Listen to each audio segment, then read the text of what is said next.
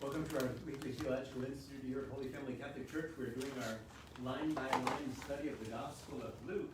We know that this is the year of Luke, and so we're focusing on making sure that we read the entire Gospel in the course of a number of weeks. We've been taking 3 chapters at a time, so today we'll do chapters 14, 15, and 16. For those who are joining us on Facebook, we use the NRSV, the New Revised Standard Version translation of the Bible. There are various translations, so depending on the translation you read, you'll have different words. We're using the NRSV translation. Chapter 14, 15, and 16. We know that Luke has 24 chapters, so we're now on the downhill slope.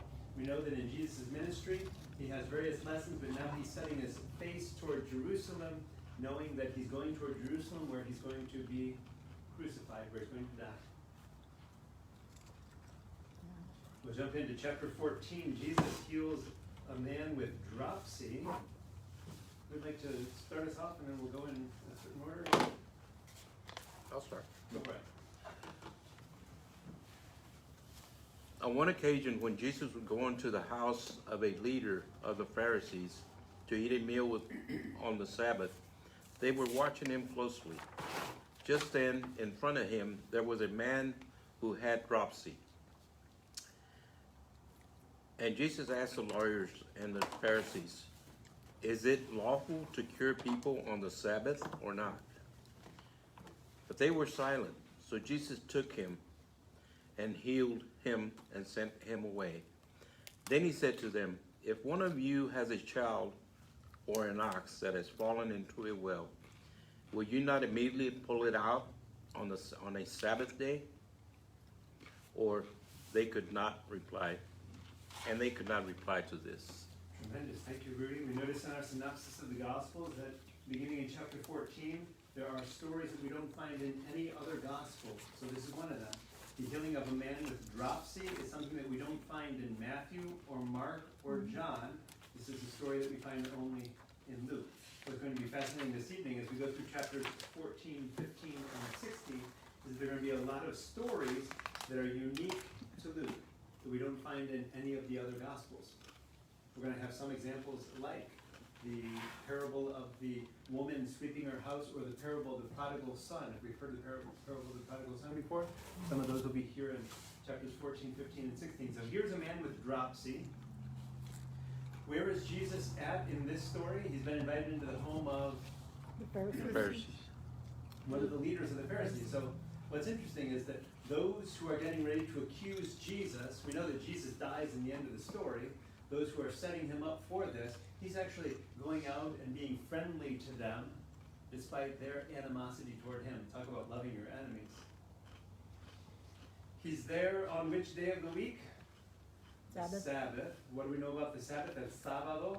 We know that for the Jews, you don't work on the Sabbath. You don't do anything that's work on the Sabbath. You can work Sunday through Friday, but on Saturday, the Sabbath, the sábado in Spanish, you don't work.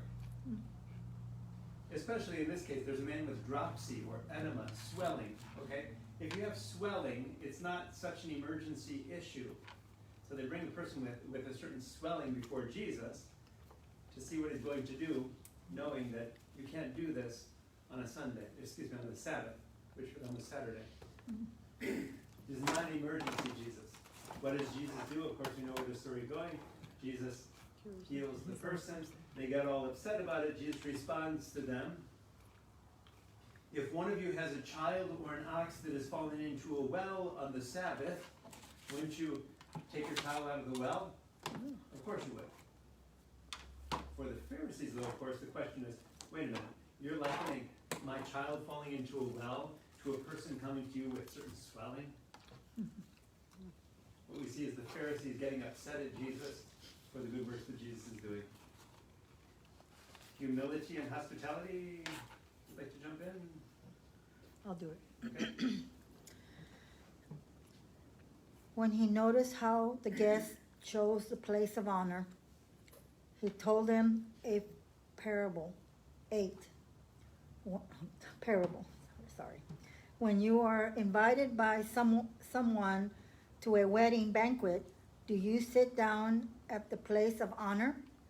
In case someone more distinguished than you has been invited by your host, and the host who invited both of you and may come and say to you, give the person your place, and then in disgrace you would start to take the lowest place. We'll just pause right there for a moment. So who is Jesus talking to when he noticed the guests? Who are the guests in this house? That's up in chapter 14, verse 3. The guests are the lawyers and the Pharisees. So in the case like this where we have long tables, it's sort of like, okay, instead of sitting in the middle of the table, someone likes to feel that they're important and sit at the head of the table, right? So you can imagine in this group of Pharisees and lawyers, different people are jockeying for the best positions at the table. And another place in the Bible, Proverbs 25, verses 6 to 7, gives us a lesson. When you're invited into a person's home, don't try to sit at the best seat at the table, because what could happen then? The host could come to you and say, oh, do you mind? This seat is actually for someone else. Better for you to sit at a lower seat, and for the host to come to you and say, hey, what are you doing down there? Hey, come on up to this seat. Lydia, we pick up at verse 10. But when you are invited, go and sit down at the lowest place, so that when your host comes, he may say to you, friend, move up higher. Then you will be honored in the presence of all who sit at the table with you. For all who exalt themselves will be humbled, and those who humble themselves will be exalted. We'll pause there just briefly. So again, we see Jesus is often, especially the Luke and Jesus, talking about this reversal of fortunes. Those who try to exalt themselves are going to be humbled. Those who humble themselves are going to be exalted. Like mother, like son. Mary said the same thing in Luke chapter 1, right? About how is it the rich and the haughty and the powerful and the well-fed are going to be cast down, and the poor and the hungry and the powerless are going to be brought up. But yeah. He said also to the one who had invited him, when you give a luncheon or a dinner, do not invite your friends or your brother or your relatives or rich neighbors, in case they may invite you to return, and you would be repaid. But when you give a banquet, invite the poor, the crippled, and the lame, and the blind, and you will be blessed, because they cannot repay you, for you will be repaid at the resurrection of the righteousness. And all this ties back to chapter 6, which is what we hear in this Sunday's gospel, right? When you do good things for other people who can repay you, what good is that? Even sinners do that. Even sinners are good to the people who are good to them. But if you're going to throw a banquet, instead of inviting all your friends and the people that you like, think about going out and inviting those who are marginalized and the outcasts. People like the poor, the crippled, the lame, the blind. People who wouldn't be able to invite you back in return. Oh, think about that for a moment. Which is why we often say that Luke writes that a gospel more for the outcast. The Jesus that we find in the Gospel of Luke is not so much who's interested in friends as much as ministering to those who are marginalized.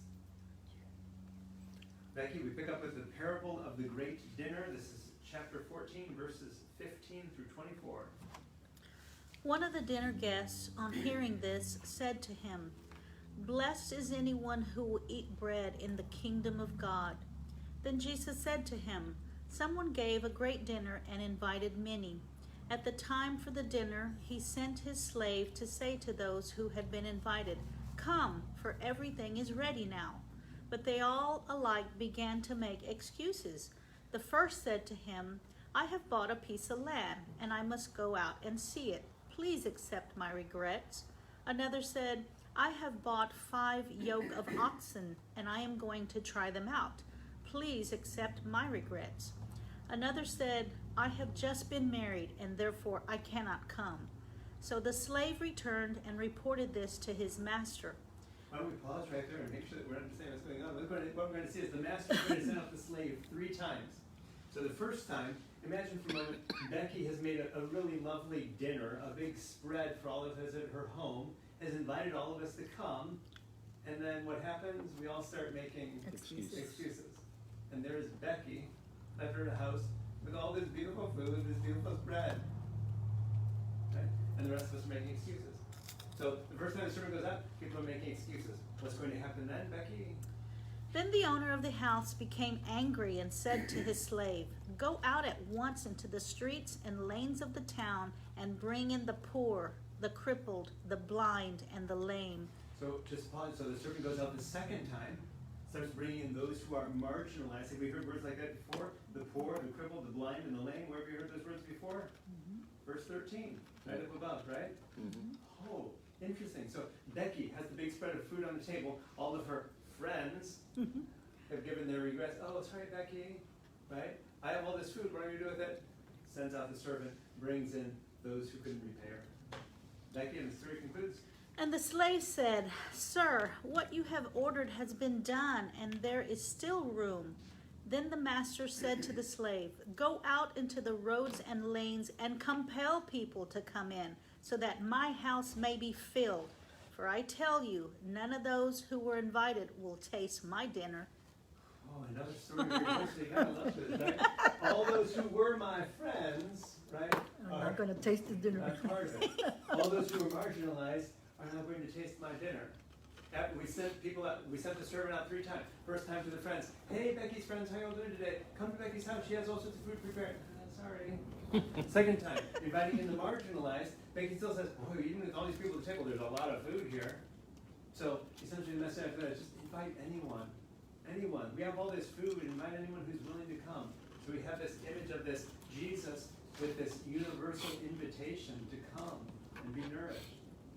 Well, So it's not just about friends. God doesn't just invite God's friends to the table. God invites everyone, including the marginalized. How's that for a powerful image of God? We come now to the cost of discipleship. This is chapter 14, verses 25 to 33. Rudy?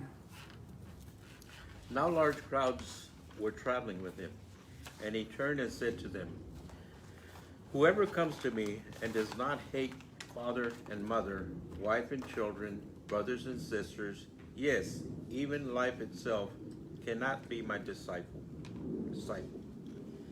Whoever does not carry the cross and follow me cannot be my disciple. For which of you, intending to build a tower, does not first sit down and estimate the cost, to see whether he has enough to complete it? Otherwise, when he has laid a foundation and is not able to finish, all who see it will begin to ridicule him, saying, 'This fellow began to build and was not able to finish.' Or what king going out to wage war against another king will not sit down first and consider whether he is able with 10,000 to oppose the one who comes against him with 20,000? If he cannot, then while the other is still far away, he sends a delegation and asks for terms of peace. So therefore, none of you can become my disciple if you do not give up all your possessions." Ooh, so all of this paragraph has to do with this lesson about giving up what we have in order to get something even greater in return. Large crowds were traveling with Jesus and turned to him and said, Jesus said to them, "Whoever does not come to you without hating mother and father, wife and children, brothers and sisters, yes, even life itself, cannot be my disciple." That's strong language. But essentially what Jesus is saying is you have to put me first. We go back to that word that we often spell out, joy, J-O-Y. You have to put Jesus first. Others come after that. You come after that. Jesus. Following Jesus has to come first. You can't put your father or mother ahead of Jesus. Oh, you get that from them. You can't put your wife or kids ahead of Jesus. Jesus has to come first. And then he comes into 2 parables here, which are very intriguing.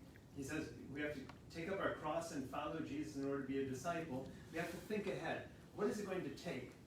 For me to be a disciple, what is it going to take? It takes following Jesus and putting Jesus first. In a sense, same way that if I were going to build a tower or any building, if I'm going to build a new church, okay, I think ahead about what it's going to take to build that church. Because otherwise what's going to happen, we're going to start something, and then it's just going to be unfinished. Or the second example is, instead of a building, think of a ruler, a king or a queen. Okay, if you have 10,000 soldiers and your enemy is coming towards you with 20,000 soldiers, what do? You need to think ahead here. Yeah, exactly. Rudy says, call a time out here, right? You have to say, wait a minute, they're coming at us with 20,000. Maybe I need to send someone out to ask for peace rather than rushing into war. Think ahead. The same way too, if you want to be a disciple, think ahead. What's it going to take to be a disciple? Putting everything else behind Jesus. Jesus comes first. Oh. What do we pick up on about salt? This is verses 34 and 35. Salt is good, but if salt was lost its taste, how can its saltiness be restored? It is fit neither for the soil nor for the manure pile. They throw it away. Let anyone with ears to hear listen. Oh my word. So, if you don't put Jesus first in your life, you are like salt that has lost its flavor. I don't know enough about salt. Can salt lose its flavor? Presumably salt can lose its flavor. In the ancient world, they had this idea that if you're not putting Jesus first, you are like salt that's no longer salty. And what good is salt that's not salty? You can't do anything with it. You might as well just throw it out. That's how it is with you if you don't put Jesus first. Yikes. Back here, we'll pick it up with we're on chapter 15, verses 1 and 2. The parable of the lost sheep. Now all the tax collectors and sinners were coming near to listen to him.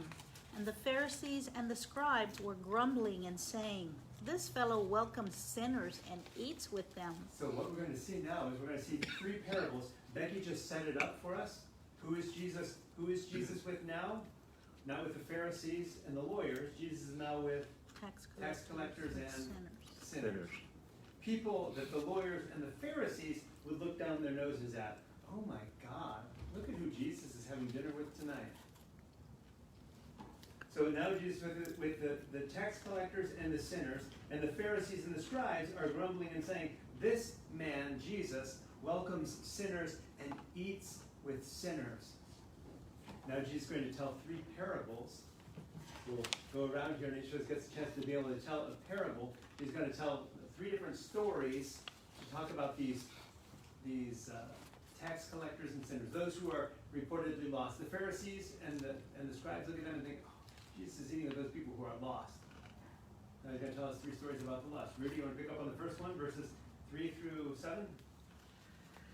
So he told them this parable. Which one of you, having 100 sheep and losing one of them, does not leave the 99 in the wilderness and go after the one that is lost until he finds it? When he has found it, he lays it on his shoulders and rejoices.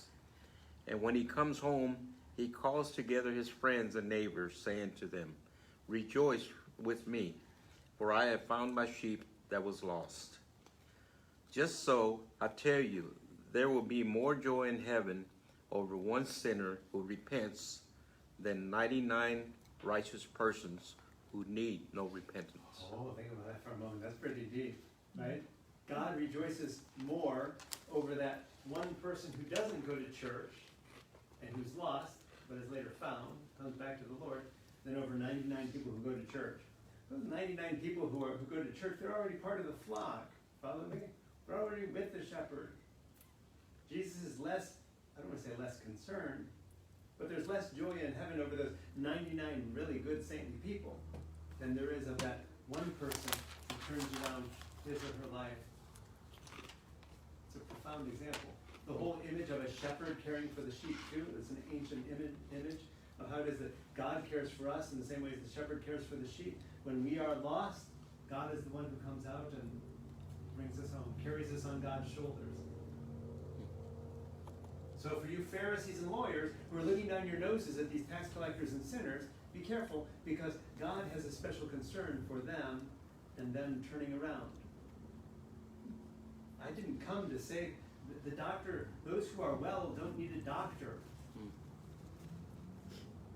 Those who go to church don't need a priest in the same way that those who don't go to church need a priest. I came to save those who are lost. So now what's fascinating is that now that Rudy has shared with us the first of the three stories, which deals with a man, but Luke and Jesus often balances the stories of men with stories of women, which is why Gloria, we now pick up with the second parable, the parable of the lost coin. This is chapter 15, verses 8 through 10. The parables of the lost coin. Or what woman having 10 silver coins, if she lose one of them, does not light a lamp, sweep the house, and search carefully until she finds it?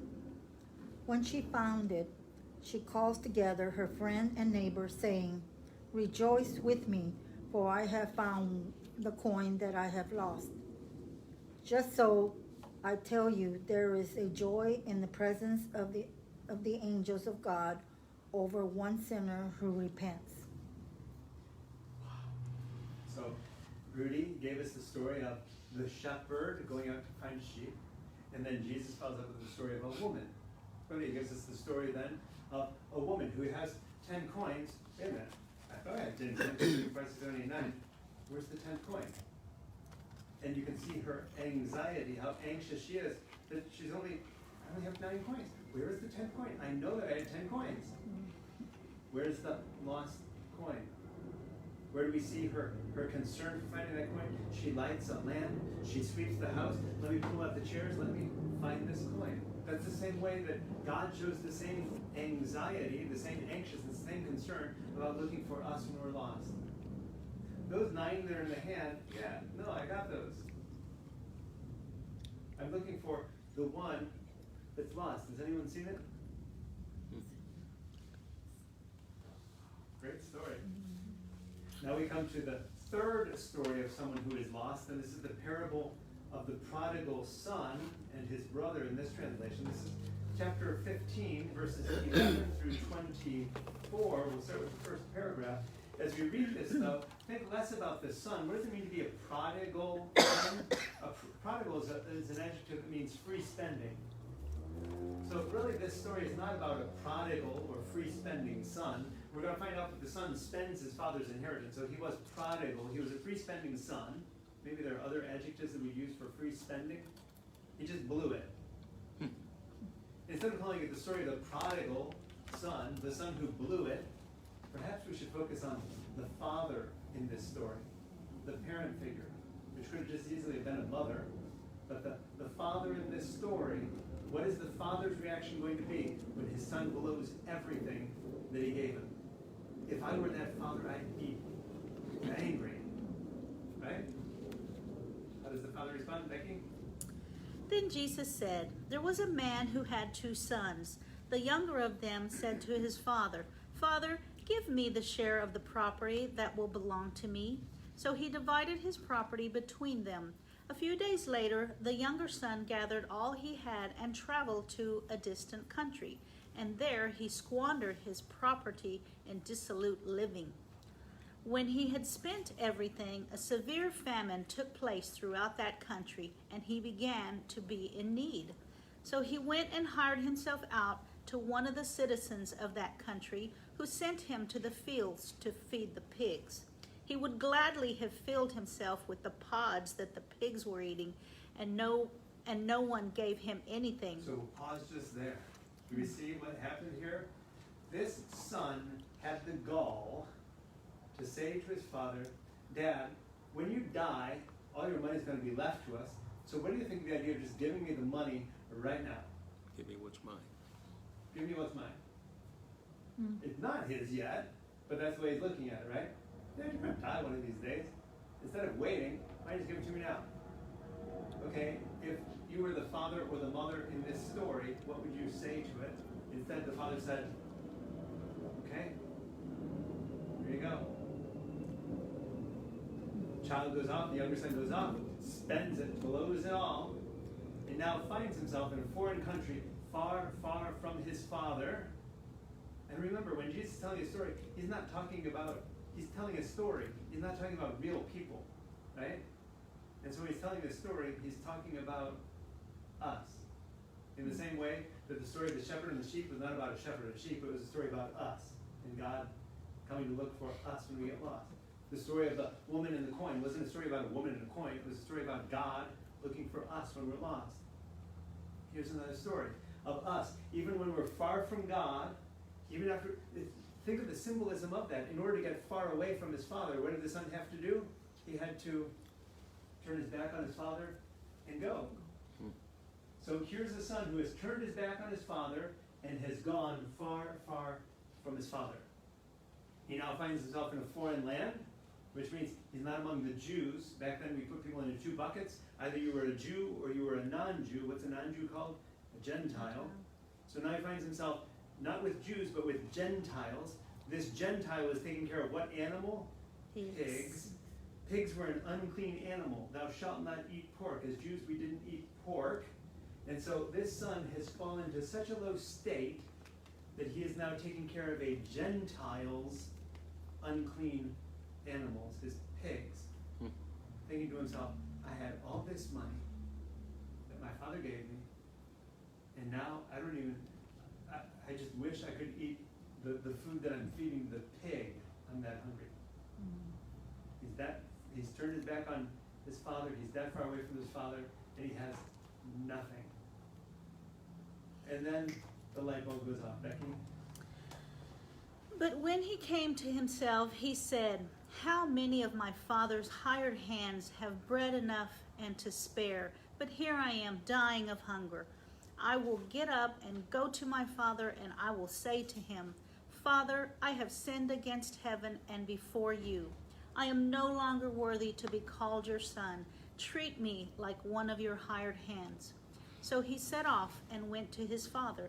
But while he was still far off, his father saw him and was filled with compassion. He ran and put his arms around him and kissed him. Then the son said to him, Father, I have sinned against heaven and before you. I am no longer worthy to be called your son.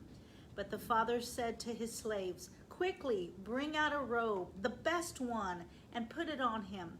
Put a ring on his finger and sandals on his feet, and get the fatted calf and kill it, and let us eat and celebrate. For this son of mine was dead and is alive again. He was lost and is found. And they began to celebrate. I love this story because when we started reimagining sin, I don't know about you, but when I grew up, we used to talk about mortal sins and venial sins. Remember that sort of language? It was sort of like a mortal sin was something that you did where you're going to go to hell. An example of mortal sin was missing Mass on a Sunday. If you miss Mass on a Sunday, that's mortal hell, and God will send you to hell for missing Mass on Sunday. I don't know how that just came out, but did it make any sense? I thought mortal sin was like killing somebody. Mortal sin is something that's serious. That's the church. So Mass. killing someone would be a mortal sin. The church put in the basket of mortal sins as well, missing Mass.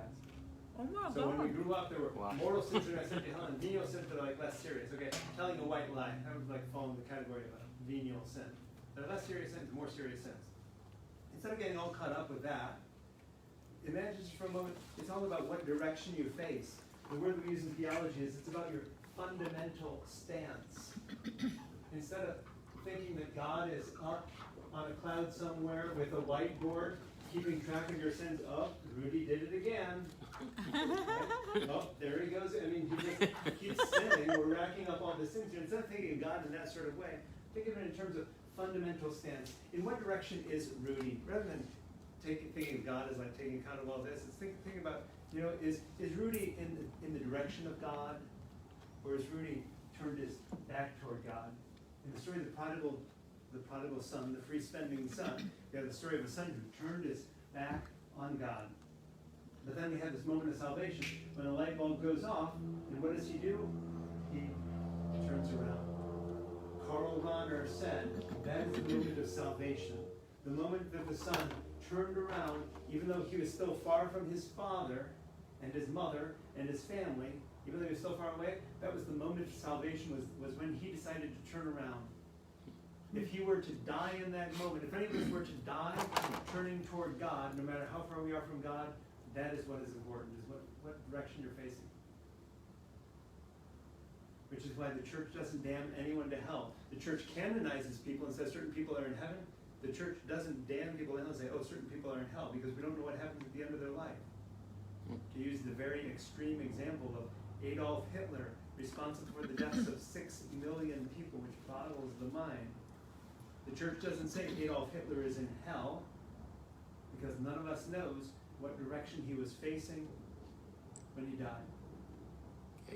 It seemed that he lived his life with his back toward God, but is it possible that in the last moments of his life he had some recognition where he was like, oh my God, what have I done? And where he turned toward God? I don't know. None of us will ever know. That's a very extreme example, but it fits with the story of the prodigal son. And we heard in this Sunday's scriptures about how God is merciful and kind. Imagine for a moment God being like that father who, who is ready to welcome the son home, regardless of how far we've strayed, regardless of how we spent the inheritance, regardless of us ending up feeding Gentile pigs. God welcomes us home and says, come here, you bugger. And in fact, in this story, threw a big party for the son who came home. Which leads us to the reaction then of his other son. You know how sibling rivalry is. How is the older son going to respond when the older son sees that the young son, that his brother, who spent his entire part of his inheritance, who blew it, is now coming home? What does his father do to him? Throws a party. Rudy will pick up the story. This is Luke chapter 15, verses 25 through 32. Now his elder son was in the field, and when he came and approached the house, he heard music and dancing. He called one of the slaves and asked what was going on. He replied, Your brother has come. Your brother has come, and your father has killed the fatted cow, because he has got him back safe and sound. He then became angry and refused to go in. His father came out and began to plead with him. But he answered his father, Listen, for all these years I've been working like a slave for you. I have never disobeyed your command. Yet you have never given me even a goat so that I might celebrate with my friends. And when this son of yours comes back, who has devoured your property with prostitutes, you killed a fatted cow for him. Then the father said to him, Son, you're always with me, and all that is mine is yours. But we had to celebrate and rejoice because this brother of yours was dead and has come home to life, and has come to life. He was lost and has been found. That's pretty deep. We said at the very beginning of this course, before jumping into it, that we're going to find out how Luke is a great storyteller. This is probably one of the best examples of that. This and the Good Samaritan, the parable of the Prodigal Son and the parable of the Good Samaritan are probably the two best examples of the Gospel of Luke of how it is that Luke is a masterful storyteller. The son comes home to his father. The father welcomes him home, showing how merciful and kind God is to us. And isn't it true that sometimes we can be a little envious of one another? And how it is that, in this case, the father says to the son, the parent says to the child, God says to us, you've been beside me all this time, but look at this other one who is lost and is now found, who is blind and now sees, who's come home. Can't you be happy for that person? The song Amazing Grace. We've all heard the song Amazing Grace. I once was once was lost, but now am find, was blind, but now I see. Where does that come from? This story. Right? How it is that we too can be like that prodigal son, that prodigal daughter who turns around and comes back home. And God welcomes us home. And when that happens to someone else that we know, when they come to their senses, are we able to share in their joy? Or do we start being the petty human beings that we can sometimes be? Jealous, envious. Oh, did you see what mom and dad did for him? Ay, ay, ay. Yeah. God, it gives us, Jesus though gives us this image of God as being so extremely kind and loving and compassionate and generous beyond our imagination. Well, I find this interesting because it just dawned on me when you just said that these were just stories. They're not.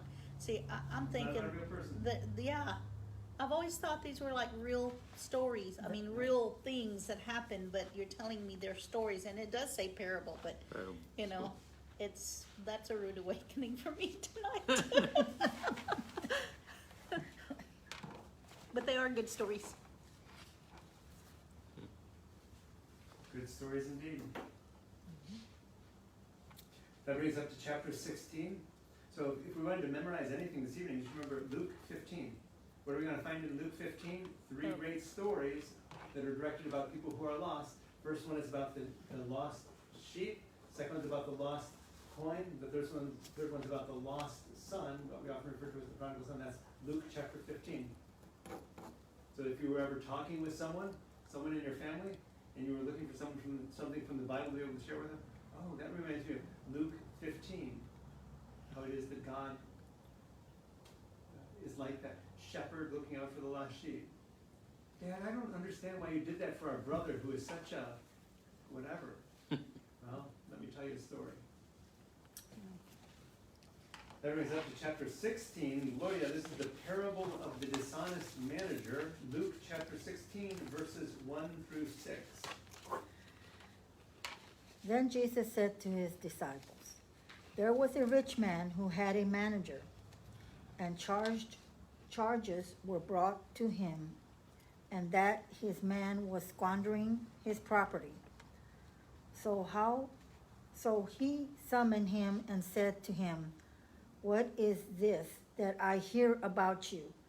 Give me an accounting of your management, because you cannot be my manager any longer. Then the manager said to himself, what will I do now that my master is taking the position away from me? I am not strong enough to dig, and I am ashamed to beg. I have decided what to do so that when I am dismissed as manager, people may welcome me into their homes. So summoning his master debtors one by one, he asked the first, how much do you owe my master? He answered, 100 jugs of olive oil. He said to him, take your bill, sit down quickly, and make it 50. So let's just understand what's going on here. So someone is employed by another person, and they manage everything in the household. Okay? And so when it comes time to press all of the olive oil in the fall, okay, we pressed all the olive oil, well, we have more than what we need for this house, so we start selling it to people, and even though they don't have the money to buy it, we just give them an IOU. Hey, Rudy, it's okay. You just pay me, I'm going to give you 100 gallons of olive oil now, and you just pay me later, okay? So the master comes and sees that the servant has done all this, which is not a terrible thing, because eventually we're going to get the money from Rudy. I mean, I'm not totally stupid. I'm going to get the money someday. It's just that right now we're in a precarious situation. The master says, no, you're fired. I'm thinking to myself, wait a minute, I'm fired? What am I going to do? I don't want to see myself like digging ditches. I'm not strong enough to dig. I don't want to be like out begging. What am I going to do? I've got an idea. I'm going to befriend myself to Rudy. Rudy owes my master for 100 gallons of olive oil. Rudy, take that IOU that we wrote and write one out for 50. Then instead of owing my master 100, that you only owe him 50. Deal? Ooh, good deal. suddenly what's happening? Rudy now likes me because I'm cutting him this deal. Maybe once I'm fired from my master, we have to go to people like Rudy, Gloria, Becky, others, and say, hey, do you have any way that I can help you? The question becomes, is Jesus actually encouraging people to do something that's dishonest? We don't know. I mean, there's no context for it. It could be the case that, maybe To win favor? maybe I overcharged. Maybe the person in that position, maybe the master was like overcharging people, and the steward in that instance was just like readjusting things to be what they should have been justly. We don't get any context to this, but in this parable of the dishonest manager, or in some cases the shrewd servant, we have this idea of someone who is being fired, and so they decide to go out and make friends with people really quickly. Becky will pick it up with verses 7 through 9. Then he asked another, how much do you owe? He replied, 100 containers of wheat. He said to him, take your bill and make it 80. And his master commended the dishonest manager because he had acted shrewdly. For the children of this age are more shrewd in dealing with their own generation than are the children of light. And I tell you, make friends for yourselves by means of dishonest wealth, so that when it is gone, they may welcome you into the eternal homes. We don't know, let's just be honest. What? Scripture scholars don't entirely know how to interpret this. This is one of those things where it's like, it seemed like it was a good story, but the story turns out with the master going to the person saying, that was something that was interesting what you did, going to Rudy and telling him that he only owes us half. That's shrewd. I don't like it. I'm out a lot of money here, but that was pretty shrewd of you. So how to understand this? It's almost as if, we don't imagine that Jesus was encouraging fraudulent, cheating behavior, but at the same time we have this parable in Luke that maybe could have benefited from some editing if they had a bit more time to figure out how this could have been better told. Rudy, that brings us up to chapter 16, verses 10 through 13. Okay. Whoever is faithful in a very little is faithful. Excuse me. Whoever is faithful in a very little is faithful also in much. And whoever is dishonest in a very little is dishonest also in much. Wow. Yeah. If then you have not been faithful with the dishonest wealth, who will entrust you? Who will entrust you the true riches? And if you have not been faithful with what belongs to another, who will give you what is your own? No slave can serve two masters, for a slave will either hate the one and love the other, or be devoted to the one and despise the other. You cannot serve God and wealth. So, the last sentence I think is clear enough. You can't serve both God and money. But the first three verses that Rudy read, Father Luke Timothy Johnson, Roman Catholic scholar, wrote 470 pages on the Gospel of Luke, and all he can say on those first three verses is, the meaning of these verses will never be entirely clear.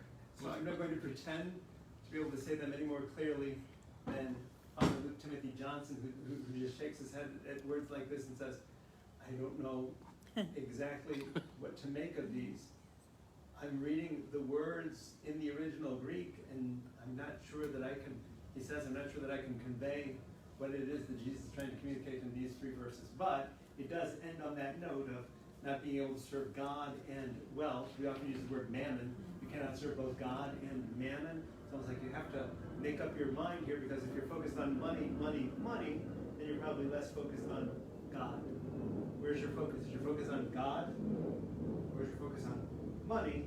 Because Jesus tends to lead us to believe here that you can't have your focus on both at the same time.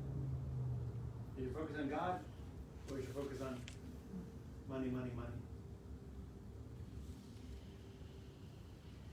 Well, anyway, that brings us up to verses 14 and 15, the law in the kingdom of God. The Pharisees, who were lovers of money, heard all this, and they ridiculed him. So he said to them, "You are those who justify yourself in the sight of others, but God knows your heart. For what is prized by human beings is an abomination of the sight of God, in the sight of God." Yeah, so Jesus just got finished saying, you can either serve God or you can serve money. Which one do the Pharisees, the religious leaders, which one do they serve? Jesus says, they serve money. You Pharisees, for you it's all about money, money, money. Oh, yikes. So the Pharisees are not getting upset. I mean, eventually, what we have to do here within a few chapters, we have to explain how it is that Jesus was put to death. And one of the ways that we explain it is because he made some people mad. And some of the people that he made mad were the Pharisees. God knows your hearts, and what is prized by human beings, money, money, money, is an abomination before God. It almost becomes idolatry. When you put anything before God, that thing becomes an idol. So if you're not focused on God, anything that you are focused on becomes your idol. Oh, whether that's money, cars, whatever, right? So in this case, the money becomes the idol. We pick it up with chapter 16 verses, let's do 16 through 18, Becky, since that verse 18 just hangs there. Verses 16 through 18. The law and the prophets were in effect until John came. Since then, the good news of the kingdom of God is proclaimed, and everyone tries to enter it by force. But it is easier for heaven and earth to pass away than for one stroke of a letter in the law to be dropped. Anyone who divorces his wife and marries another commits adultery, and whoever marries a woman divorced from her husband commits adultery. Again, these are just lines. As you see, they're just short phrases here. It's almost like Luke Timothy Johnson says, we're not going to be able to understand these fully because when we look at this, even Moses allowed for divorce, and then Luke paints Jesus with this sort of like hardline stance on divorce. So it's hard to wrap our minds around this. When we read Deuteronomy chapter 24, verses 1 to 4, you can get divorced. And so suddenly we go from Moses saying you can get divorced to Jesus saying, oh, no, no. So how do we interpret that? This is why we just have to always be careful when we're interpreting scriptures. We know that relationships are like a fire that has to be tended. If you don't tend the fire, it can go out even. Same way with relationships, we know that sometimes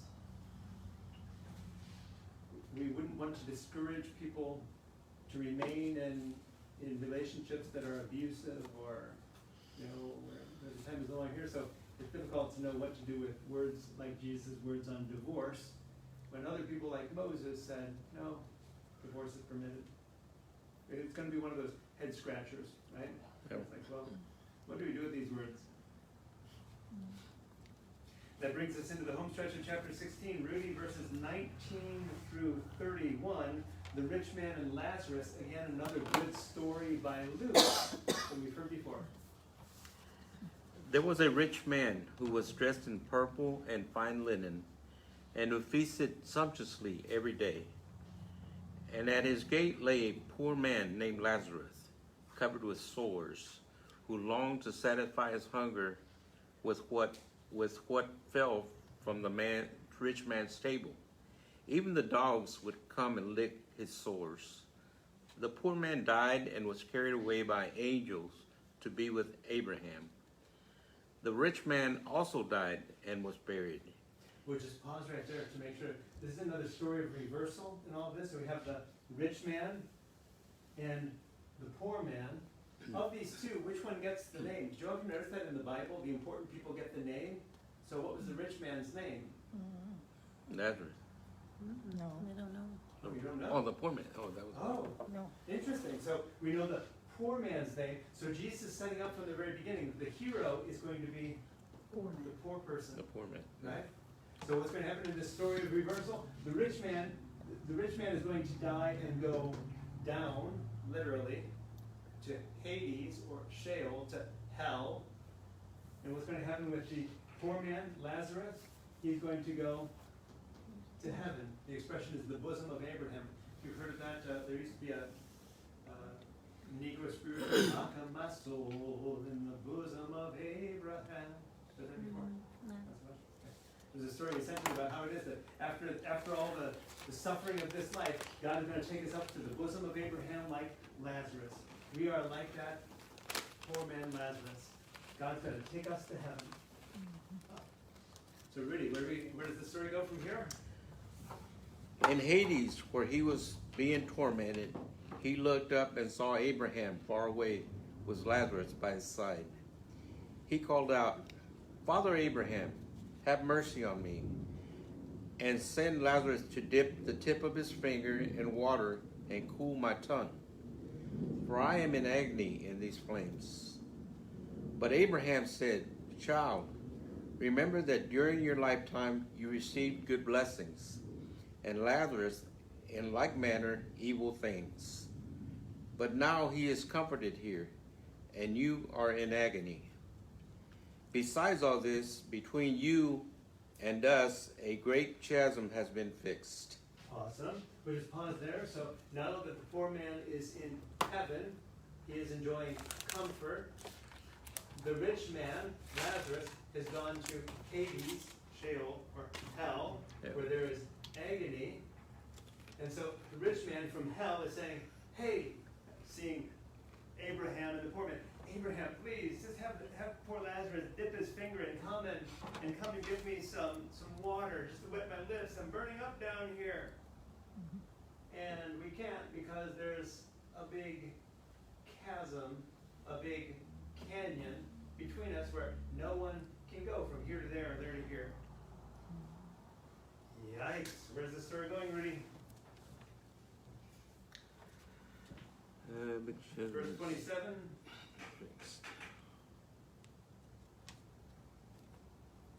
Okay, has been fixed. So that those who might want to pass from here to you cannot do so, and no one can cross from there to us. He said, "Then, Father, I beg you to send him to my father's house, for I have 5 brothers, that he may warn them, so that they will not also come into this place of torment." Abraham replied, "You have Moses and the prophets. They should listen to them." He said, "No, Father Abraham, but if someone goes to them from the dead, they will repent." He said to him, "If you do not listen to Moses and the prophets, neither will they be convinced, even if someone rises from the dead." Yikes. So, the rich man down in Hades, saying that there's no one's going to be able to bring water down to him, says, "Well, if nothing else, Father Abraham and Lazarus, send Lazarus over to my father and to my brothers." I guess it's sign of a patriarchal, androcentric society. We don't see a story of send them to my mother and my sisters, instead of send them to my father and my brothers, so that they don't end up here in this same place with me. What does Abraham tell him? "Oh yeah, let me do that. Let me send Lazarus to them." No, because they already have the law and the prophets. Where do we find the law and the prophets? In the Bible.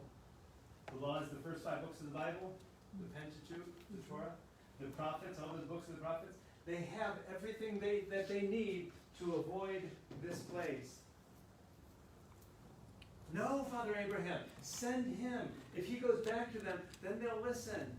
No, if they don't listen to the law and the prophets, they're not going to listen even if someone comes back from the dead. Yikes, the moral of this story? Don't be this guy. Why did this guy end up here? Because there was a poor person sitting outside his door, and he did nothing for him. Yikes. Matthew chapter 25, what distinguishes the sheep from the goats, those who go to heaven from those who go to hell? Whether you feed the hungry, clothe the naked, visit the imprisoned. This rich man didn't do that. Instead ended up in hell. The moral of this story, don't be that guy. Because in this reversal, the world is about to turn at the end of time. Think of the Beatitudes and the woes from this Sunday. Do you remember Sunday's gospel? Blessed are the poor, because they will be rich. Blessed are woe to the rich, for they will be poor. This whole situation of reversal that the Luke and Jesus talks about. That's pretty deep.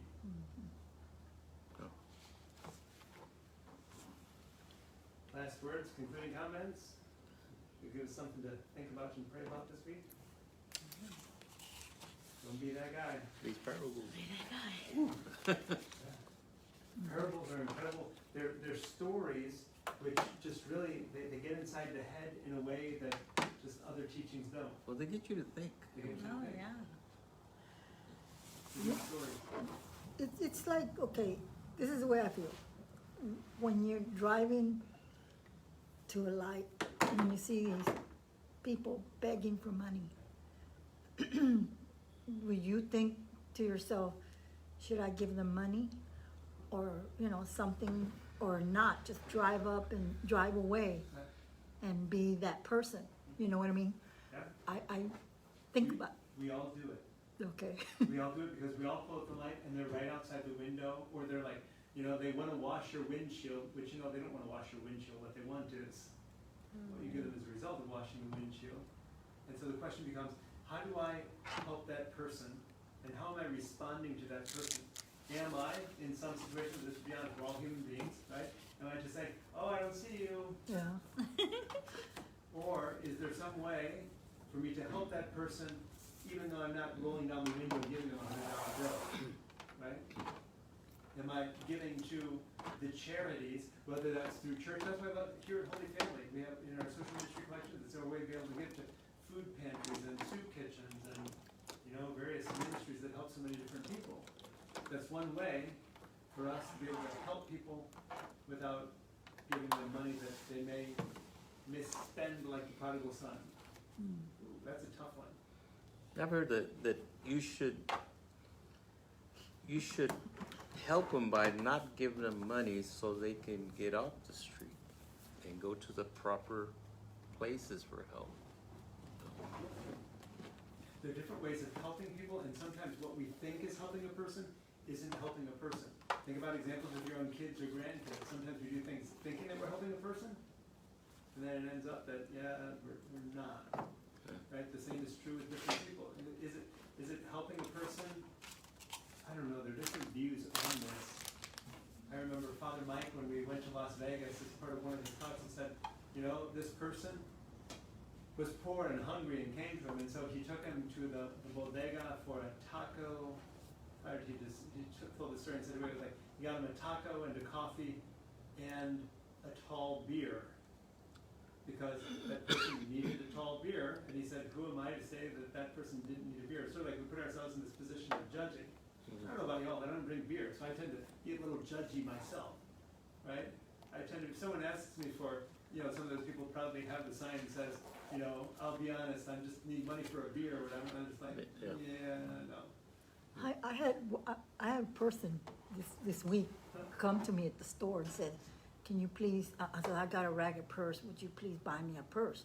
I was like, oh my God, what do I do? It's like, I'm sorry, I can't, but I felt guilty not saying, okay, why do you need a purse? Get you some groceries, something to eat. Yeah. But I didn't say that, I just walked away and said, I'm sorry, you can't.